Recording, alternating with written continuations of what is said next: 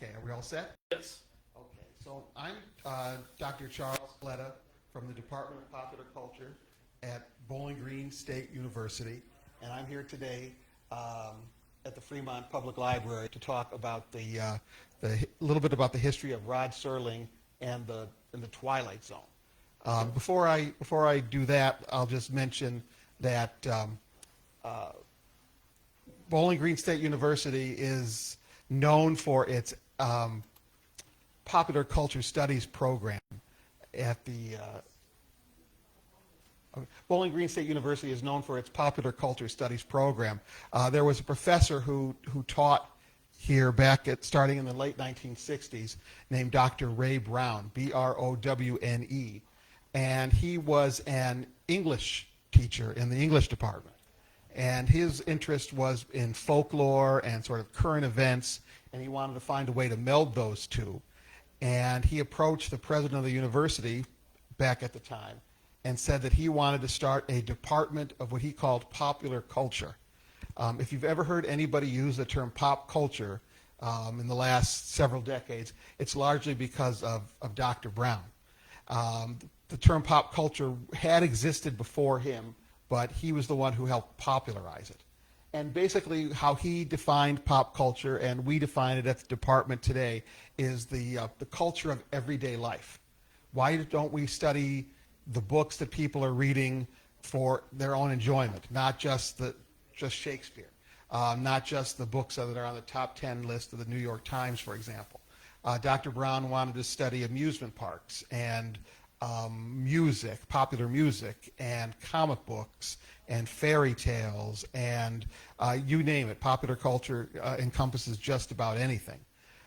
And just a little over 50 years ago now, he started the Brown, which is now called the Brown Popular Culture Library, over on our main campus, which is one of the great treasure troves of academia.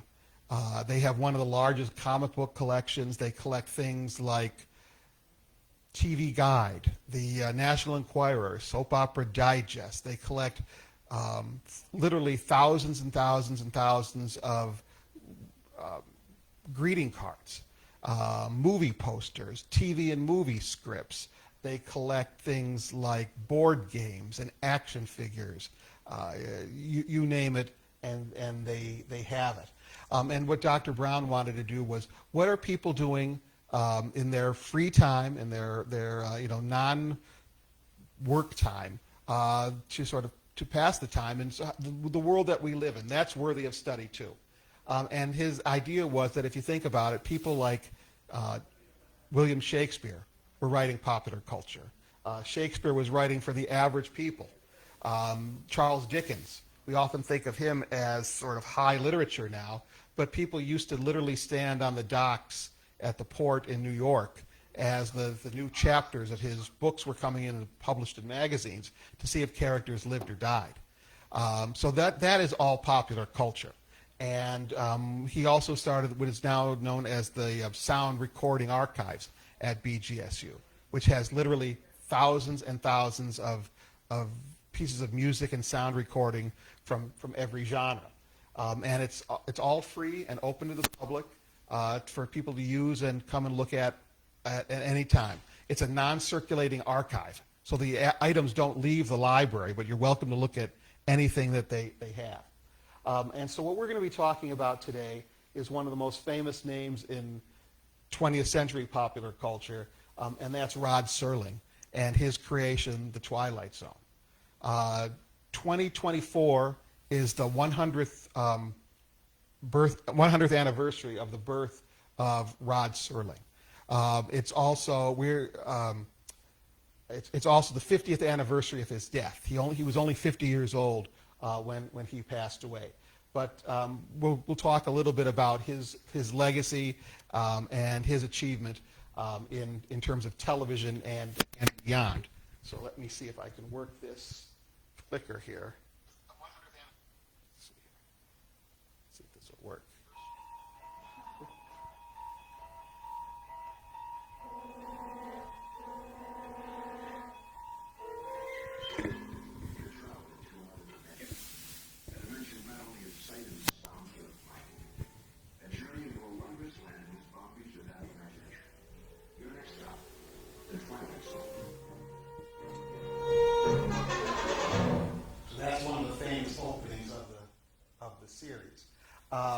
So Rod Serling grew up in Binghamton, New York, upstate New York, and just last month they had a big celebration. Every year they have a celebration for his birth, but for the 100th anniversary they went all out, and there is now a Rod Serling statue in the town.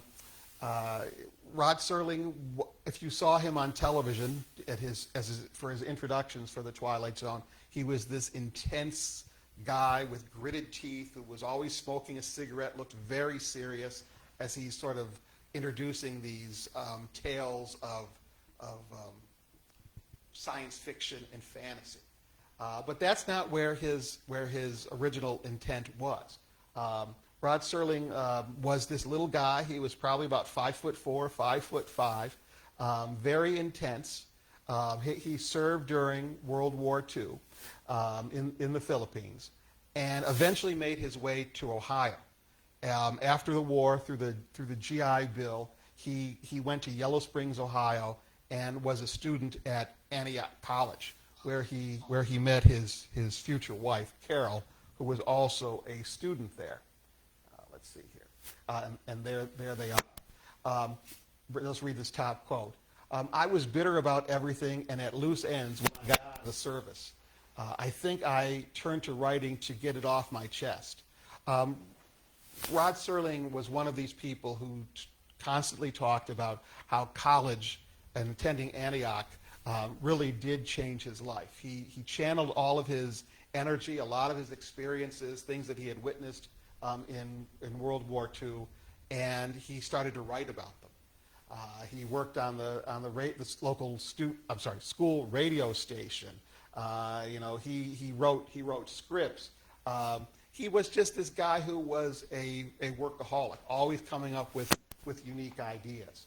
He graduated in 1950 and moved briefly to Cincinnati, Ohio, where he worked at one of the local television stations in Cincinnati. Okay. It took a long time for Rod Serling, relatively, to become a national figure.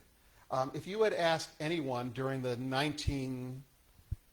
late 1950s through the 1960s, name a television writer, Rod Serling would probably be the only name that people would be able to identify or come up with.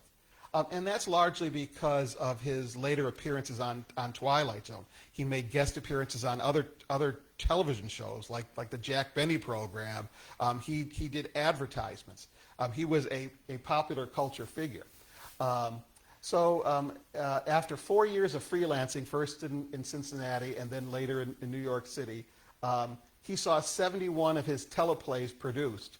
But the one that really put him over the top was this live television production, which later was turned into a feature film called Patterns. It won every award and honor of that TV year. And Patterns tells the story of a young executive from Cincinnati, Ohio, who moves to New York with his young wife and gets a job at the Ramsey Corporation. It's one of these big, huge conglomerates where we're not exactly sure what they do. But what the point of the story is that how corporate culture can be toxic, how it can be dog eat dog. People are encouraged to stab each other in the back. There's very little collegiality. This is the era when the corporation was really rising, and you would see a lot of stories and movies how being a corporate person was good, and this is the flip side of it.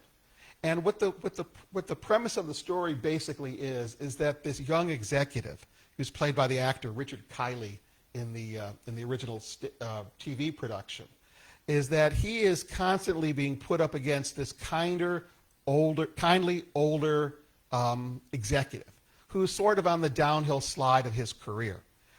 He's got a young son, and he always does his best, and he's a man of his word, but the corporate world is turning much more cutthroat, and he doesn't seem to have a place in this world anymore. the sort of evil president of the corporation is constantly pitting these two men against each other, the kindly old man and the sort of up-and-comer, until finally, through all the pressure and sort of the intensity of some of these situations in the boardroom, all this takes place basically in boardrooms, the older gentleman dies of a heart attack. And the young executive goes into the corporate corporation's president's office, and is basically going to tell him off. I'm going to leave here. This is not the place for me. I'm going to go back to Ohio. And over the course of their discussion, the president of the company convinces him to stay. And if he thinks that he has what it takes to knock him off the top of the ledge, top of the perch, that he should do it. And he does. There is sort of no happy ending there. He's sort of given up all of his ideals.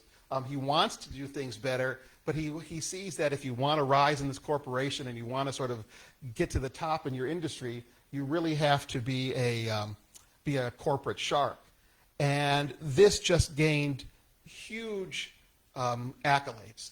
The president of CBS at the time, William Paley, was incredibly happy with this presentation.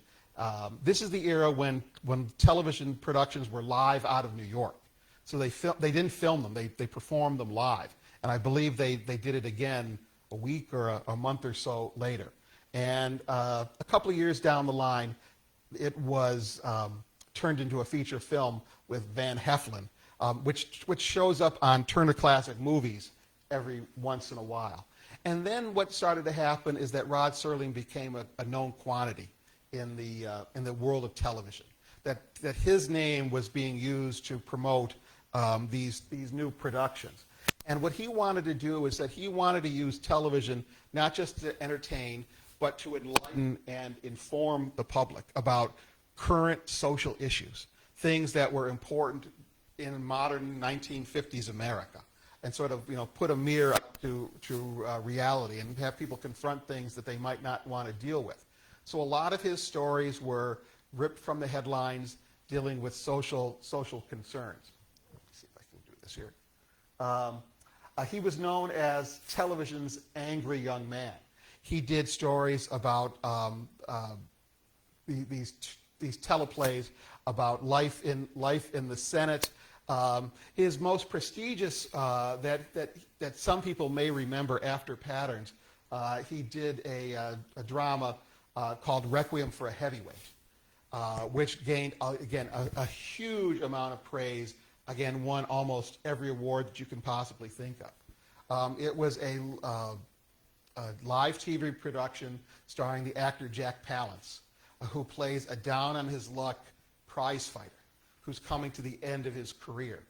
And he's broken down, he's kind of getting a little punch drunk. And what do you do when you're 35 years old and an athlete and you're at the end of the road? Where do you go from there? He has only one goal in his life, and that's to be the heavyweight champion of the world. And that's not going to happen. And eventually what happens over the course of the story is that he is encouraged to go visit a social worker. They try and find him a new job. His manager in the prize fighting world, your career as a boxer is over. Maybe we can turn you into a wrestler, which he finds incredibly demeaning.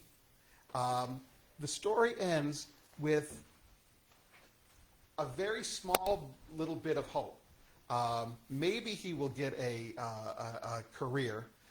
Maybe he will find some job in the real world. But we don't know where it's going to be. He's sitting there talking to the social worker, and maybe something will happen, but probably it won't. It was sort of like Death of the Salesman. It was sort of a tragedy of the common person, not someone from a great height, a king, a president, a powerful person. This was a relatively insignificant person, and looking at the tragedy of his life. This was also turned into a feature film with Anthony Quinn They even did a version in England, I believe for the BBC, where a very young Sean Connery played the boxer. After that, he started to be a little bit more daring in his subject matter. And the one that got a lot of attention on the slide there from 1958 is A Town Has Turned to Dust, which starred, I believe, William Shatner starred in that.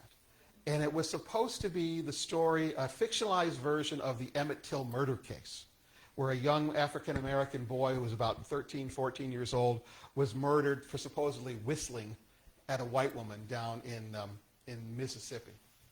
But the problem is that the executives at CBS, for all of Rod Serling's accolades and praise and the ratings that he was bringing in, they thought it was too much of a hot-button topic. And so they started to demand changes.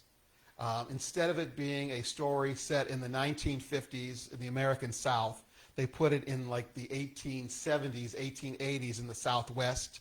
They changed the young African-American boy to an adult Hispanic character, kind of a charming bandit kind of type. It's still a story about someone who is put to death unjustly and the power of a lynch mob. But all of the power of it was, in dealing with a relatively current situation of the day, was drained out of it. Serling also wanted to do later, he did do a drama about life in the Senate. But the network said you cannot discuss any current political issue. So the senators are talking in circles, and you're not really getting the meat of what Serling wanted. And so that's why he became television's angry young man, because he had all these ideas and issues he wanted to deal with, but the network kept saying, no, we don't want to do that. There was another drama that he did, one of the last live TV dramas in late 1959, early 1960, which was about the Holocaust. And it starred a very young Robert Redford as the Nazi and Charles Lawton.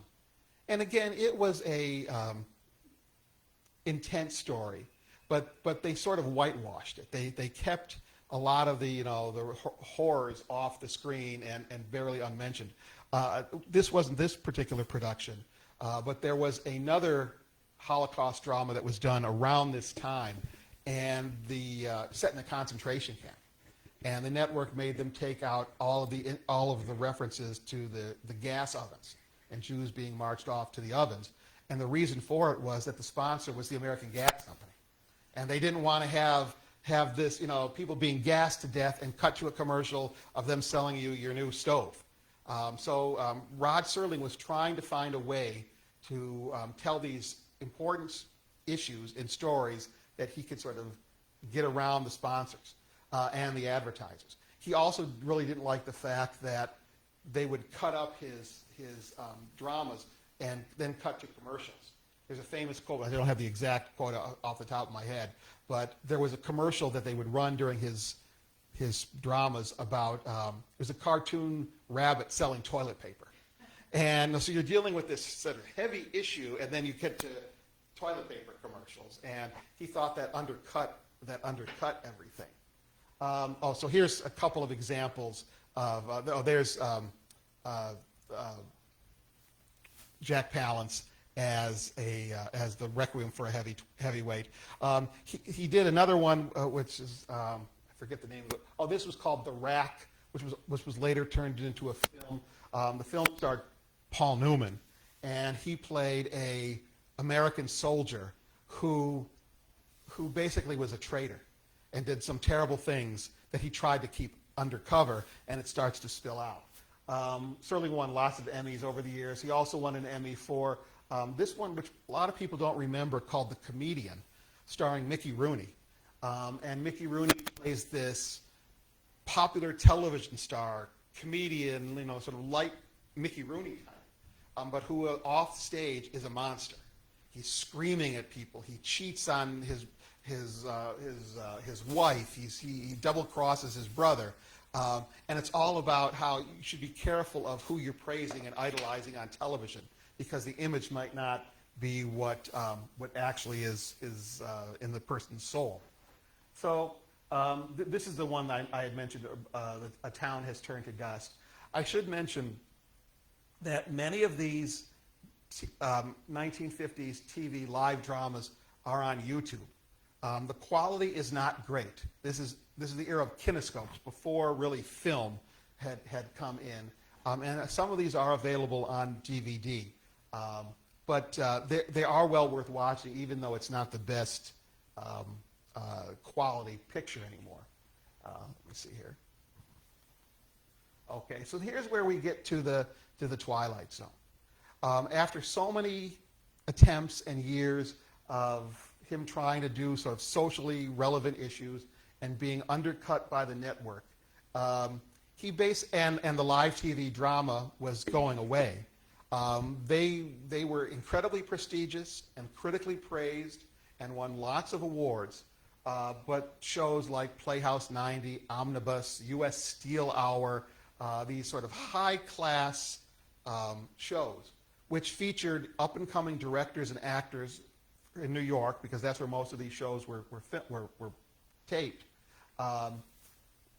Those were being replaced by sitcoms and game shows and doctor shows, which were more popular with the public.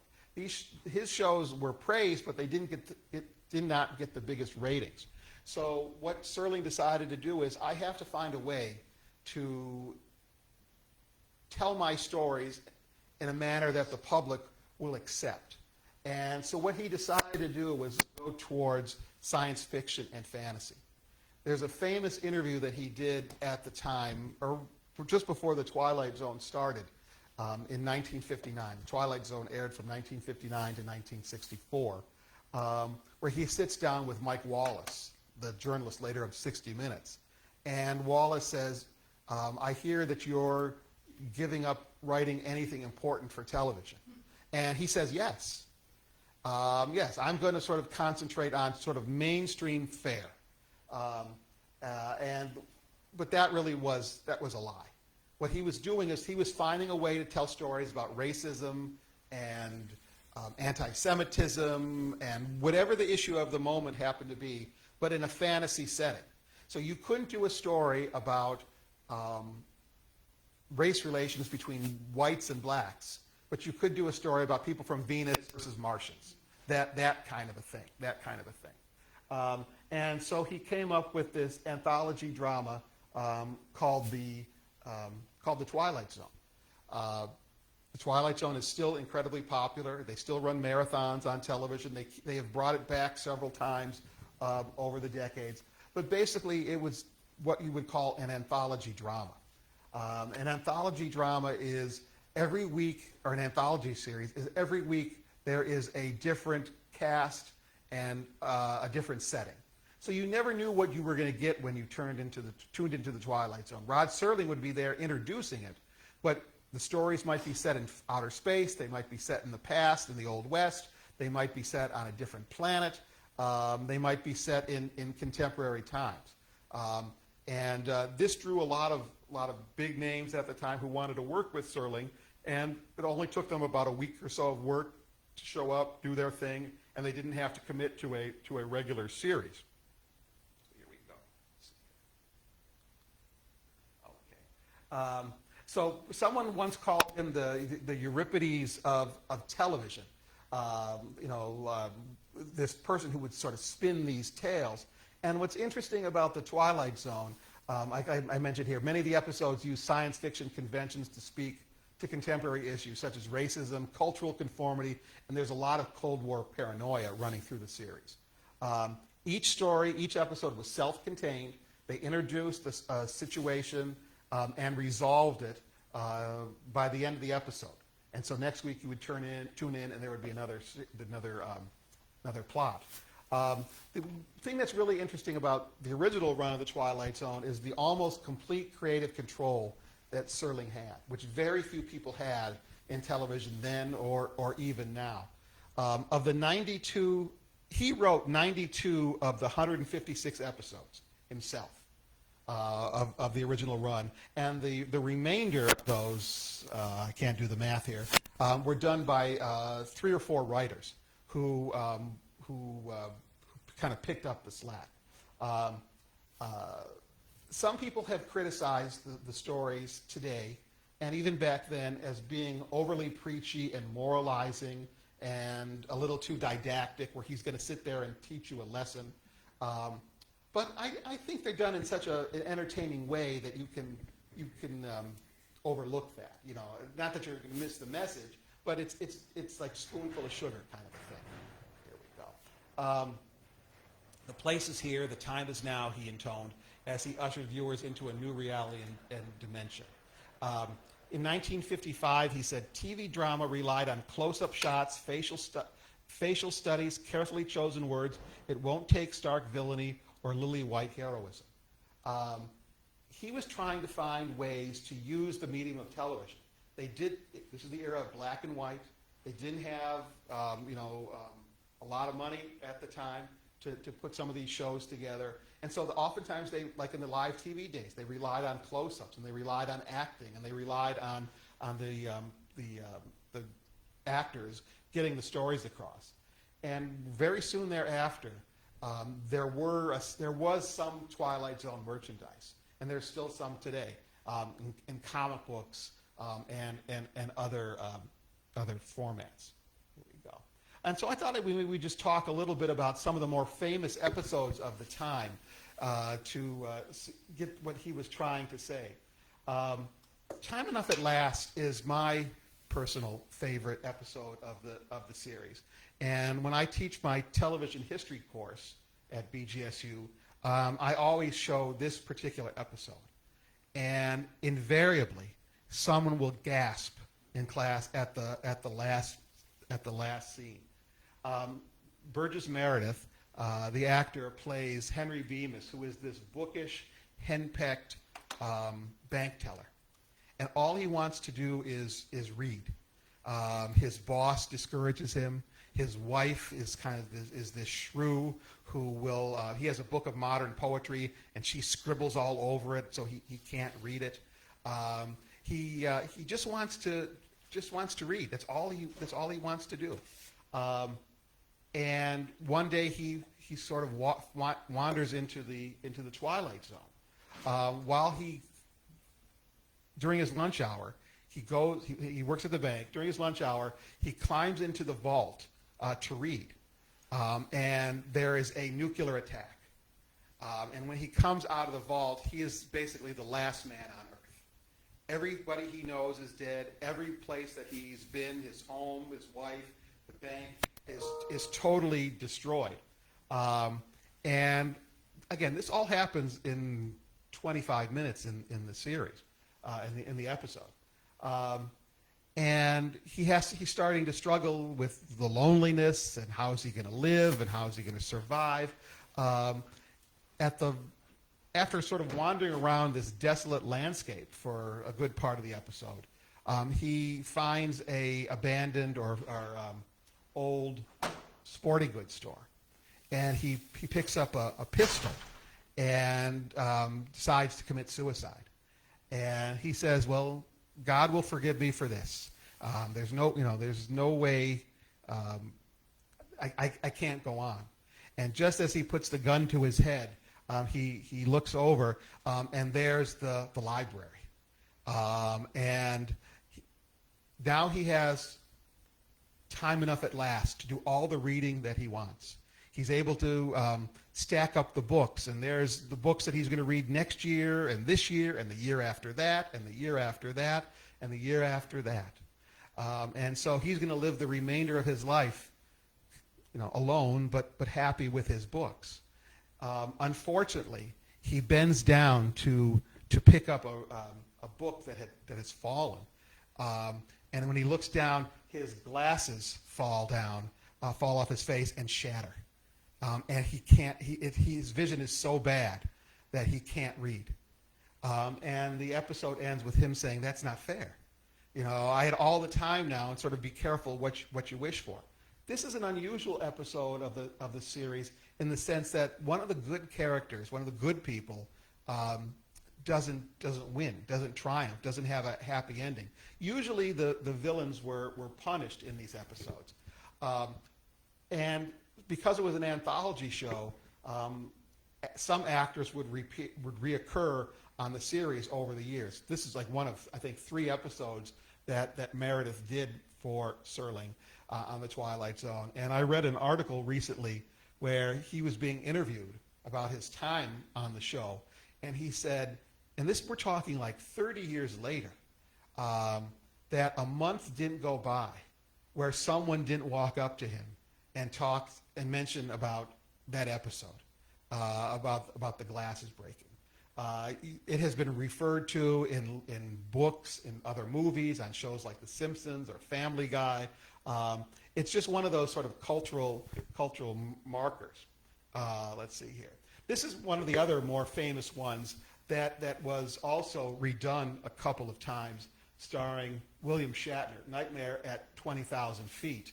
And one of the things that I like about the series is that you get to see some actors on their way up.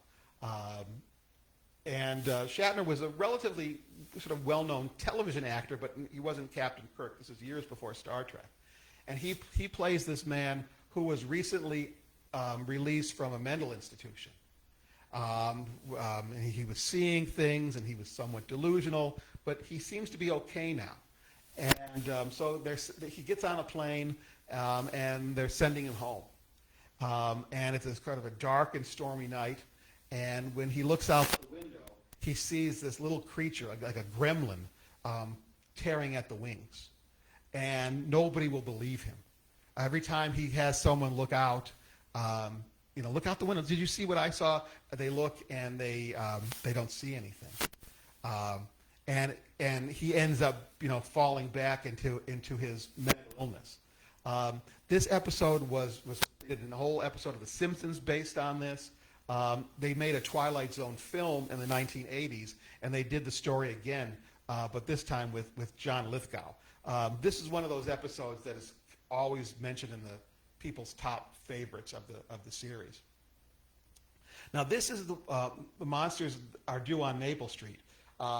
Again, an episode that really sort of captures the tone and the purpose of the Twilight Zone. I actually remember reading this when I was in junior high school. We read this as part of our English textbook. We read it in sort of a play format. And this shows you how an episode could be watched or understood on multiple levels. So The Monsters Are Due on Maple Street is about a quiet suburban town. And they're focusing on the people who live on Maple Street. And everybody's all American, and everybody's very nice and very pleasant. And then something starts to happen. Something happens which causes them to all turn on each other. What happens is all of the power goes out. It's not just that they lose their electricity. The cars don't work. The phones don't work. The motors don't work on their lawnmowers. Everything stops. And what's the cause of this? Who's responsible for this?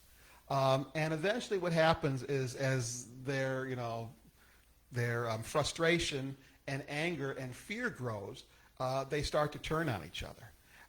They pick a scapegoat. You're the reason for this. You did this. And by the end of the episode, we're talking again all about a half-hour episode. These people who were just normal American suburbanites are chasing each other and hitting each other with bricks and bats, and it's utter chaos. The last scene of the episode is we pull back, and we find out what the real cause of all this violence and destruction is.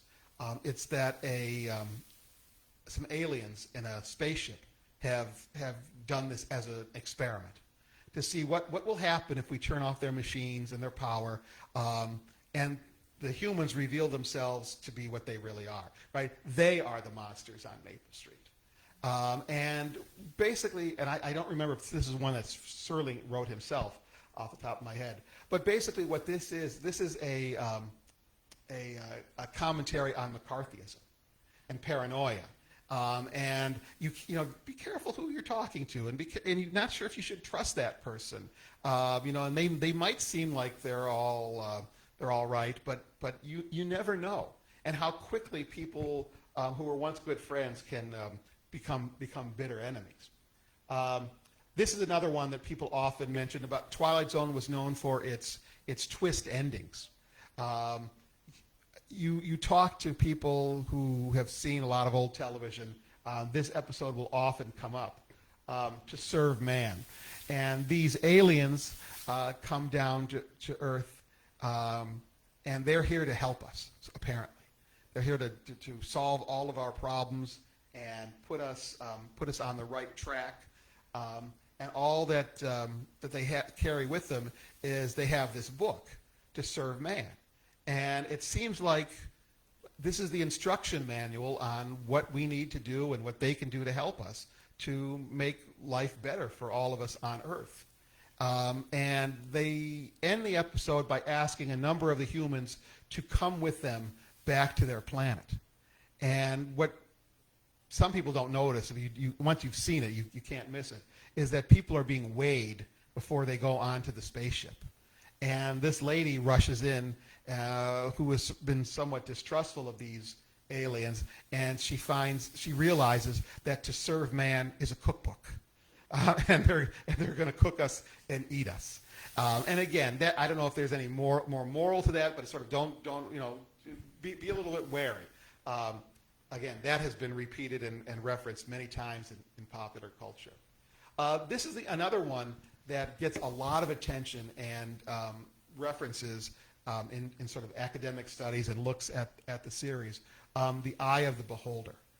One of the things that Serling was really interested in was the idea of conformity, and how you should be someone who is willing to sort of go against the grain and do what you think is right. And it's sometimes that is difficult, but you don't want to always just be a face in the crowd and be this kind of this sheep. And so The Eye of the Beholder is one of those episodes that if you've never seen it, once you start watching it, just even by happenstance, you'll stay to the end. All that we see through most of the episode is this woman whose face is completely wrapped in bandages, like a mummy.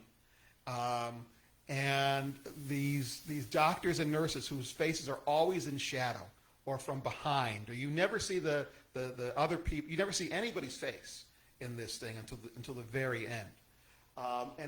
And you come to realize is that she has been operated on. They have done some extensive plastic surgery on her, and if she is revealed, if it's revealed that the plastic surgery didn't take, if she's too ugly or too hideous to be among the regular normal people, she's going to be sent away to this island or somewhere. And at the end of the episode, they start to unwrap her bandages, and the actress is revealed to be the actress Donna Douglas, who was on the Beverly Hillbillies years later. And she's this beautiful, blonde, attractive woman. And then you see that where he's done a switch on you. That all of the nurses and the doctors and the people in the hospital are like these pig-like monster kind of faces. She's the hideous one because she doesn't fit in with them. And at the end of the story, she is sent away. She's sent away with this very handsome, muscular guy. But it's all about, beauty. Beauty is in the eye of the beholder, and it causes you to sort of, take into account, any preconceived notions that you might have about people just on their physical appearance. This is another one that a lot of people have talked about, especially in recent years. It's a Good Life starred the actor Billy Mumy, who was known for Lost in Space and a lot of different TV shows in the 1950s and 60s. And he plays this little boy. I forget what his name is now in the show. Whatever. He plays this little boy who has telekinetic powers. And what would you do if you had this malevolent 6-year-old who all he has to do is to wish for something to happen, and it happens? And he has terrorized the people who are remaining in this town. He is this spoiled, mean, kind of rotten little kid, but there's nothing that anybody can do to punish him because he has their fate in his hands. And all he has to do is wish you into the cornfield, and you will cease to exist. And there's a scene where one of the men in the town, the town is basically now down to a few people because everybody else has been banished. And he talks to this kid, like, you deserve a spanking, you deserve to be put in your place. And the little boy turns him into this jack-in-the-box. Again, there's really no happy ending to this. It's all about what the power of a totalitarian who has ultimate control over people's lives. But the twist here is that it's a boy. Now, in one of the Twilight Zone revivals that they did about 30 years later, they did a sequel to this with the now grown-up Billy Mumy, what would have happened to this boy down the line. And they even got Cloris Leachman, who played his mother in the show, to appear again. And now what's happened in the sequel is that now he has a daughter, and she's sort of exhibiting the same powers, and how he will be toppled. But there's been a lot of talk about this one in recent years in terms of the politics. Where are we here? Now this is the episode that Serling scholars, and I think Serling himself often said, was the episode that was most personal to him, that really reflected what he thought about, and one of his own personal concerns. This is a very young Ron Howard who has a small role in the show, and the actor Gig Young, who went on to win an Oscar a number of years later. Gig Young plays this middle-aged, middle-class corporate executive. I think he's in advertising or something like that. And he's just completely burned out. And if only things were like they had been in the past, if I could only go back and be a kid again, when life was a little bit more carefree and you only had to worry about a test coming up at school, and you were free of all the cares and worries of adult life. So he decides to get in his car, and he's going to drive back to his old hometown. The car breaks down, and he leaves the car at the mechanic.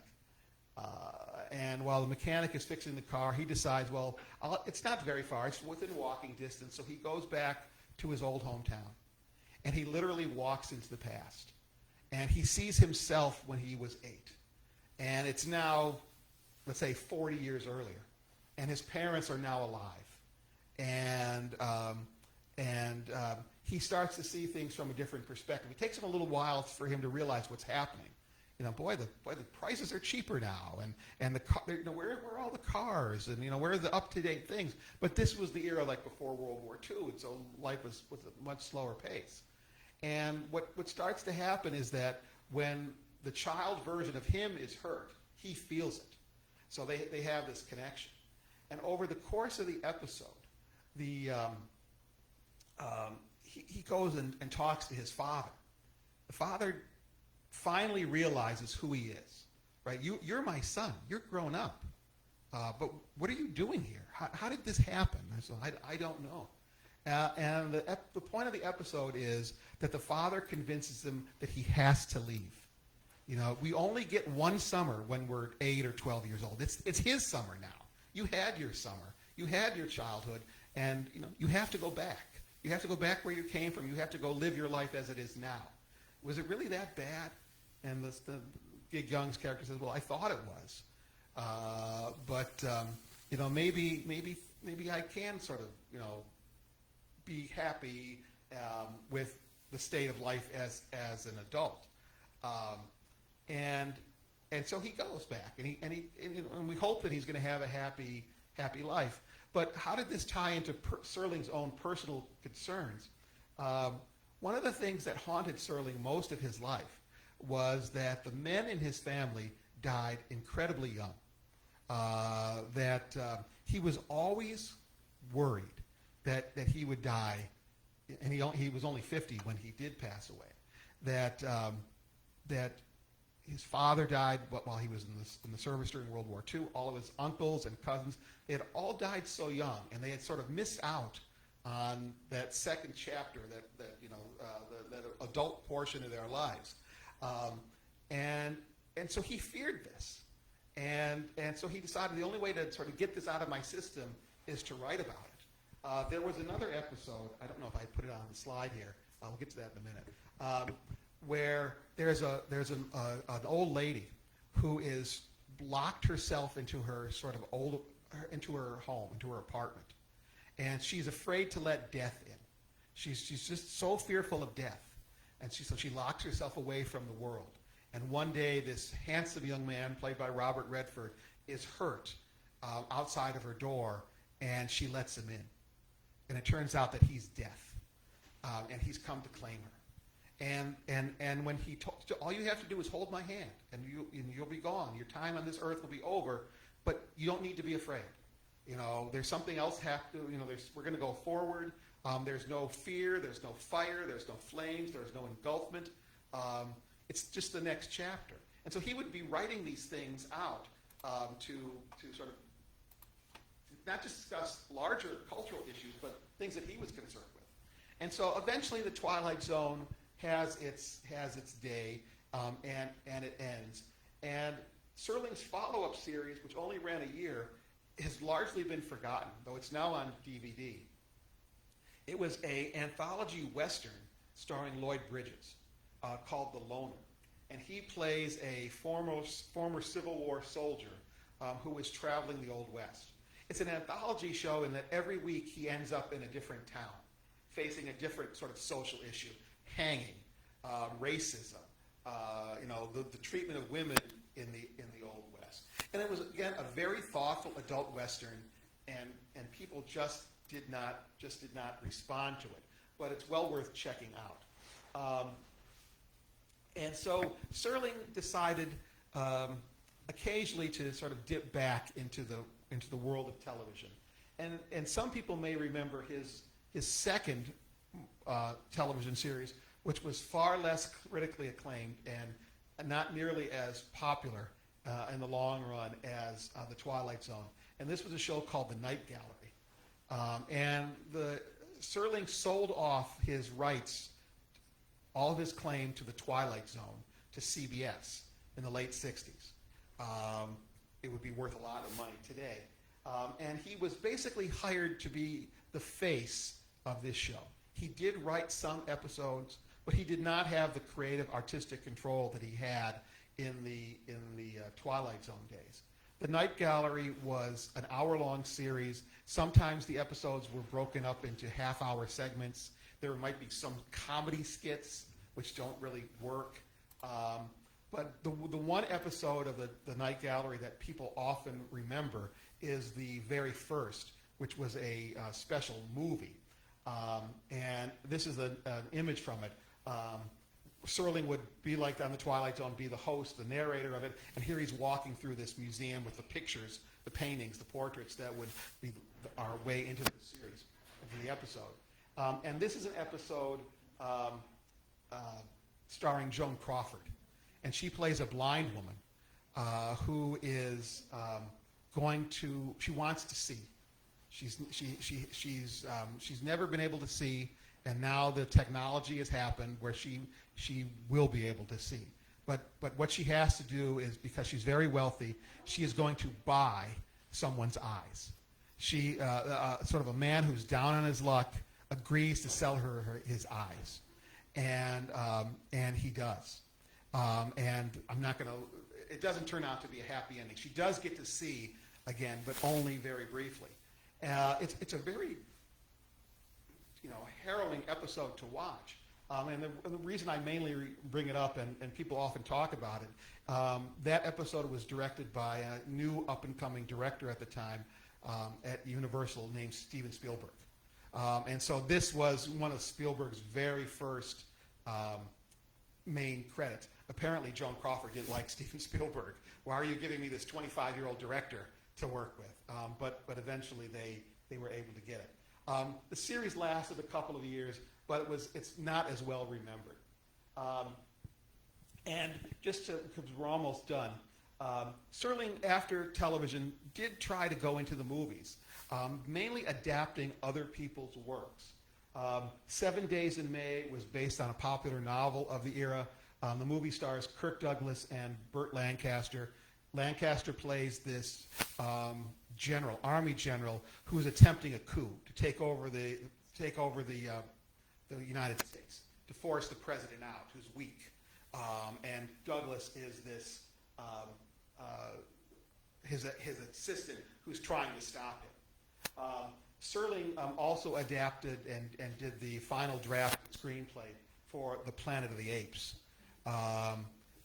His most significant contribution to that is the famous ending shot with the Statue of Liberty, when you find out that the Planet of the Apes has been Earth all along. That was not in the novel, and so he added that famous twist ending. And this is the last work for television that he really did on his own, starring just the recently passed away James Earl Jones in 1972. This TV movie called The Man.